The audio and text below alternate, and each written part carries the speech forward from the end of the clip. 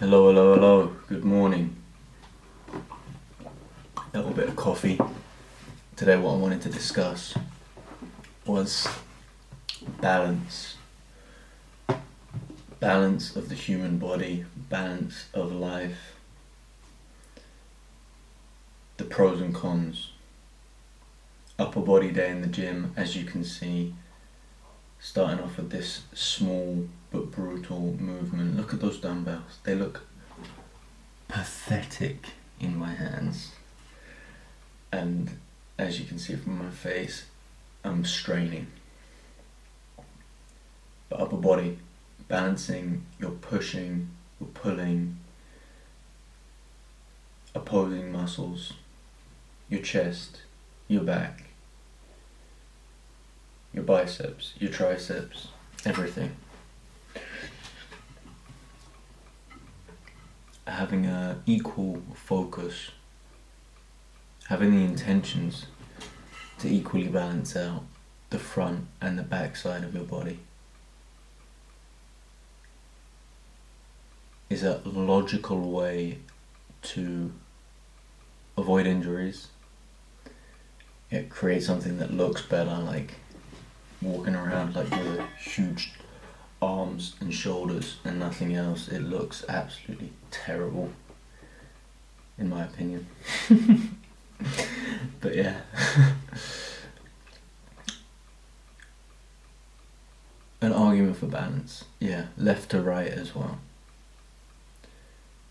So ensuring that you have the front and the back of your body in a relatively equal position of strength. And you can feel that. You can feel that if you can bench press your body weight or more or close to that, and you can't do one pull up, there's an issue there, for example. Those are the kind of things that you want to figure out in your training to balance out.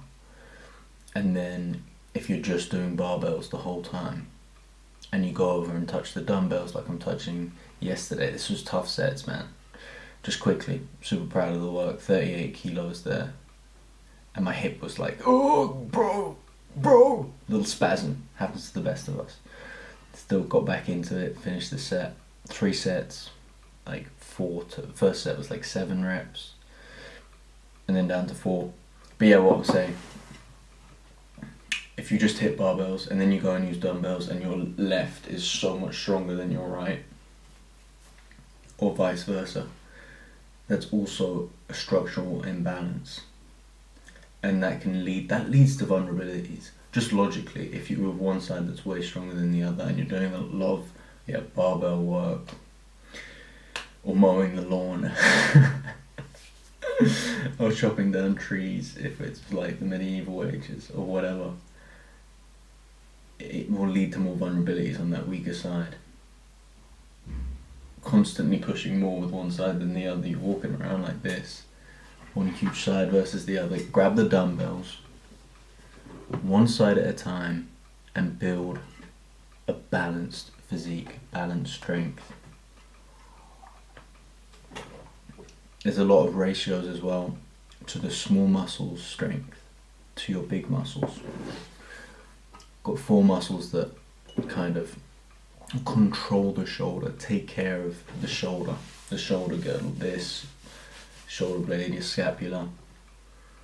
They're called the rotator cuff, and there's a pretty decent argument to suggest that you should have a strong rotator cuff, and that strength should be a percentage. It should be related to your body weight. So for example, I didn't do it today, but the trap 3 raises, I guess those are other muscles that take care of your shoulders in between your back. But as well, this one, external rotations, that's your rotator cuff that you're working on there. You see, when I was a wee lad, when I was a young guy training in the gym, that was always just like a warm-up, something you would do half-assed, do a bunch of reps, super lightweight, but there was no progression there. Whereas now I'm thinking, all right, I want to get that weight for 10 reps on an external rotation, good form. You can see in other videos at about 10% of my body weight, but I'm increasing from there. So I used to do it, most people I see do it, like they either do it like out here to the side, waste of time, you're not building any muscle. Look, where's the gravitational pull? Down, not to the side. Fair enough if you've got a band, you're doing something, but when I talk about balance, particularly in the upper body, you have these huge muscles, your lats, your pectorals, your deltoids, your back and your shoulders and your chest. They get support from these smaller muscles, and those smaller muscles, from my perspective, to balance out the physique, to reduce the risk of injury, should have a progressive approach to training as well. So with this rotator cuff exercise, it's not just a warm-up, it's a strength training movement. You're building strength in those smaller muscles to enable those bigger muscles to put in a greater amount of work, and to support them when you're doing weird things in life. You want to throw good? What action is that? Yeah, it's external rotation. Your shoulders going through that same movement. Get them strong, become a better human being, become a better mover. So I used to just approach it as like, oh yeah, just get some reps in, face pulls, yeah. All these little movements without an intent. Everything in the gym that you do should make the rest of your training better, from balancing you out, but also make your life better. So having a progressive approach with these smaller muscles, not just doing them to warm up, but doing them to build strength. Almost everything you should do in the gym should be strength training if you're not learning a skill. And what I mean by that is, even when you're doing something like a bicep curl, the Zoltman curls, what you want to do is have huge intent on the way down, trying to slow that dumbbell and engage those muscles that I want to engage, and progressively increase the weight over time on all exercises. Otherwise, you're barely maintaining or doing nothing at all. It makes it more exciting. So this is my challenge, like little standard that I got from Ben Patrick. But you should be able to externally rotate 10% of your bench press for 10 reps, or 10% of your body weight. And what I've found, like anecdotally, since I've got my rotator cuff strength up from actually trying to build strength there, through doing things that build strength, tempo work as discussed yesterday, increasing the weight over time, doing tough sets on those exercises, my strength on things like the dumbbell bench press, my pull-up range of motion has transformed. Like my dumbbell bench press is like exploded. I've never touched the 38s before until the last 2 weeks. And now I'm moving reps and I feel secure in those, using those new weights in those new positions.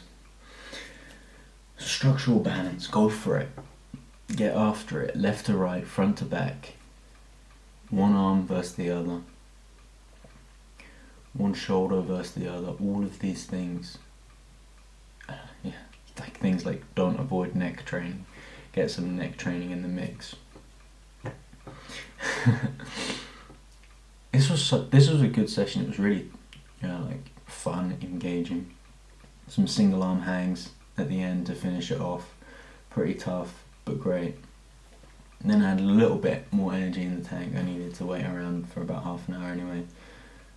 So I go around, and this is what you got to do, man. You got to go and try new movements, embarrass yourself because you don't really know what you're doing. I've been attempting handstands for a long time. Gratefully got some advice here from another trainer at the gym about you should face the other way when you're learning to do handstand if you want to get it. And I was like, cool. I just wanted to spend some time upside down, but I've heard this before. Like it's better to be facing the wall when you're trying to learn a handstand. It sets you up structurally. to learn better positions when you're facing the wall versus not. You stack your body better, like and that's what she's kind of explaining to me here. That's what I love, man. Like in the gym, go around there, be a noob, get some advice from others who are better than you at these different skills and whatnot. But yeah, look, there we go. Jump up, she gives me some cues. Get your core tight, kind of in that hollow hold position, and just learn, man. Just learn. Doing these different things, when you have the balanced physique, you should be able to do more in sport, in life, in random things that you just try out for the first time, because you have that structural balance, and that enables you to live a higher quality of life. But I hope you enjoyed the video, guys. I really hope you have a great day. Get after it. Get after that balance, baby.